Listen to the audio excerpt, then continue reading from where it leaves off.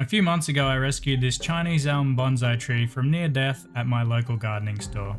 As is standard procedure with bonsai trees, I decided to plant it in an aquarium. Things seem to be going quite well so far, so I'm going to upgrade it from this 12-litre tank and build an entire ecosystem around it. If you haven't guessed it already, that ecosystem is going to be home to vampire crabs, but this time around things didn't quite go according to plan, but I'll get to that soon enough. First I'll show you exactly how I built this scape. So today's canvas is a 45-litre aquarium with a frosted background applied. The light is my recently retired Fluval Marine 3.0, though it's only going to be on here for the build process. If you saw my previous video, you'll know exactly where this tank is going and the lights that I'm going to be using. For the hardscape and the shoreline for this tank, I've chosen black lava rock, just in a random assortment, some small stones, some medium stones, and a little bit of stuff in between. As always, I'm placing down some foam to protect the glass from any of the rocks I might drop. It's just scraps of old aquarium leveling matting, and it's easy enough, most people probably have it lying around. Once the foam is in place, it's just a simple process of adding the rocks to keep the water and the soil sections separate. Since this tank is going to be home to vampire crabs, it's important to follow the 80% land and 20% water ratio. You don't necessarily have to use black lava rock, you can use just about any type of stone for this process, but I've got a bit of a theme going here, which you'll see in a future room tour video. When you're building your barrier, make sure you build a little bit of height here because you need to make sure the water is going to be at least 2 to 2.5 inches deep, which is about 8 centimeters. You can go deeper if you like, but I generally find this to be the absolute minimum to go because you don't want to have it too shallow and you do need to account for some potential evaporation. After you've created what will soon be your shoreline, it's important to build up a substrate system. So for this, I like to use clay balls or leca, mostly because it's cheap, easy to find, and not all that heavy. However, you can use gravel or lava rock if you have easier access to that. It works basically the same, it's just a lot heavier. As with before, just make sure you build it high enough so that the future soil layer is a few centimeters or an inch above the water line.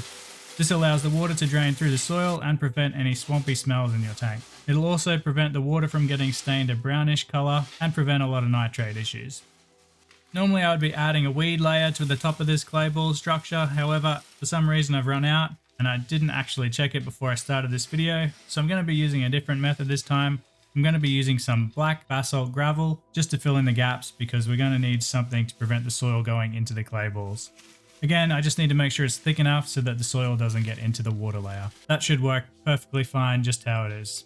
Next, the soil goes on top of this base layer, and I don't generally use any fancy mixes for this, just some organic soil is fine. Vampire crabs don't really need anything fancy, just as long as it allows them to burrow, it'll be perfectly fine. For the soil layer, I generally like to go about 1 to 3 inches deep with a slight slope towards the back of the tank. This just adds a little bit of depth to the scape. Avoid using aquasoils and anything kind of like a sand because it doesn't actually allow them to burrow, which is one of their main ways to hide. Before I do any more detail work, I've decided to add my Chinese Elm at this point so I can work around it. It's going to be the primary focus of this tank, so getting it in early is going to show me exactly where I need to work from this point on.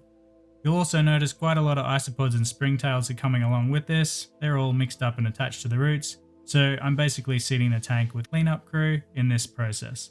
These guys are essential for any vampire crab build and they're basically miracle workers, so add as many as you can as soon as you set your tank up.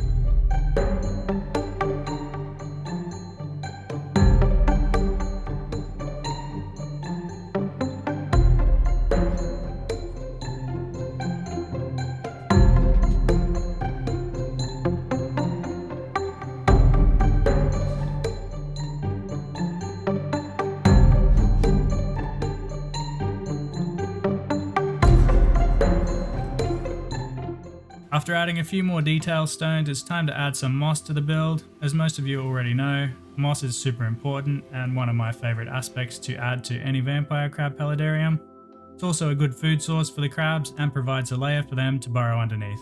Again, I've got a video specifically about that, so you can check that out in the playlist. As always, I'm using Hypnum moss for this. It's easy enough to find, grows pretty fast and is nice and hardy, as long as you don't let it get too moist or dry out too much. So here's a quick look at what the tank looks like so far. It's pretty bare bones, but we've still got a little bit of stuff to add. Sticking with the theme here, I'm adding black basalt sand to what will soon be the aquatic section of the paludarium. When I finally get around to doing a room tour, the last 3 black builds will finally make a little bit more sense. You don't need to go too deep with the sand layer in the aquatic section unless you're planning to plant some plants into it. If you're going to add a lot of plants, you're probably going to need to get at least a few centimeters or an inch deep. Now I'm just going to quickly fill the tank up, add my favorite floating plant, Salvinia. Floating plants are essential if you're doing a low-tech tank like this without a pump or a filter. They'll basically suck up any nutrients that find their way into the water and keep your parameters nice and stable. Also, to add a little bit more character to the tank, I added a small eyelash fern in the far right corner. I'll leave the name up on the screen of exactly what it is.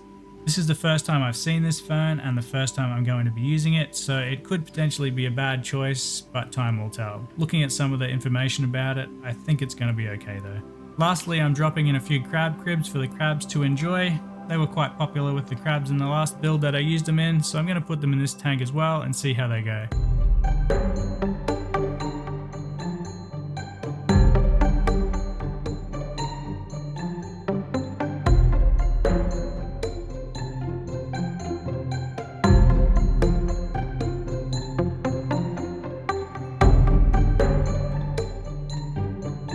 So here's where things didn't quite go to plan. So when I originally set this tank up, I had planned to leave it run for about 6 months before adding any crabs. However, I recently went to an animal expo here on the weekend and I was going to pick up 2 crabs for the 2 other tanks that I have going. They've been running for quite a while, so it's certainly time to add crabs. However, I ended up stumbling across a new species of crab that I haven't seen before here, and the guy at the shop didn't exactly know what they were. So I ended up grabbing all 4 of those as well, which turned out to be all females. They were being kept in kind of rough conditions as well, so I thought I'd just take all the crabs from the shop and give them a way better home. So normally I would add them into a tank that's a little bit more established than this with a little bit more plant density and stuff. However, it is what it is and the crabs seem pretty happy so far. So I'm not 100% sure exactly what these ones are, but I've done a bit of research and just going off the colors and stuff so far, I think they might be Geosesarma Blood Devil. So that's obviously the marketing name. They haven't got an official name yet. They're still also kind of young, so I'm still waiting for them to get their full colors to be able to figure out exactly what type they are. Thankfully, so far they're also doing quite well, so being all females isn't ideal for any breeding situations, but it will prevent any problems with fighting. Unlike most of the other vampire crab species I'm keeping at the moment as well, these guys seem to spend a lot of time inhabiting the rocks, so they've all got their own little hollow or crevice in along the front shoreline here.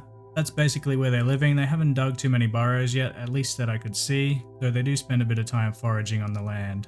So while not ideal adding these guys to this tank this early on, it's definitely 1,000 times better than the conditions that they were previously in. Though as you'll see at the end of this video, I have added a little bit of stuff to the tank as well, just to speed things up and increase the density. As the crabs get bigger and the tank starts to mature, I'll start to give some more updates, so if you are curious to see what happens with these guys, make sure you're subscribed to the channel. And as always, thanks for watching, and I'll see you guys in the next one. Cheers everyone.